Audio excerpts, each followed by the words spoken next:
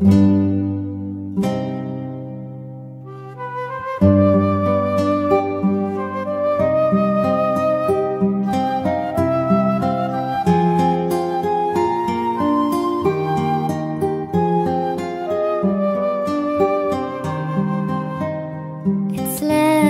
בגן יש המון ילדים, את חלקם אני אוהב, את חלקם אני לא מכיר, אבל מי לא שמע על האומץ של רן? הוא הכי מהיר בחול, הוא הכי חזק בגן, אבל יש לו סוד אחד שפחד הוא לגלות, שהוא כל כך מאוהב באחת הילדות. אז בלילות קרים עם פנס מתחת לשמיכה הם מדברים, והוא מגלה למה היא בשבילו כל עולמו מוגן מתחת לשמיכה. אצלנו בגן יש הרבה חבורות, יש כאלה נחשבים, יש כאלה שפחות, אבל מי לא שמע על קופצי הנדנדות? מריעים להם כפיים, מלמדים אותם לנחות, מורמים על נס הדגל, גאוות כל האזור, רק לפעמים כשהם קופצים רחוק הם שוכחים לחזור. אז בלילות קרים עם פנס מתחת לשמיכה הם מדברים, והוא מגלה למה היא בשבילו כל עולמו מוגן מתחת לשמיכה.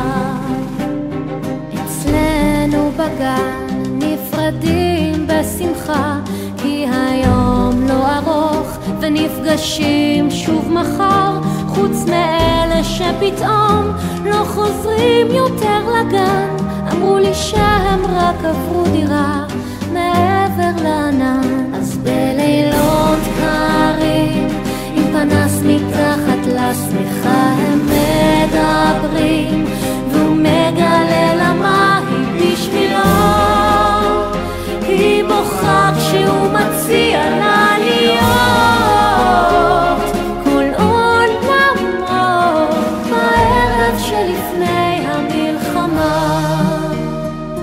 אצלנו בגדוד יש המון ילדים, את חלקם אני אוהב, את חלקם אני לא אכיר. ילדות ישראלית.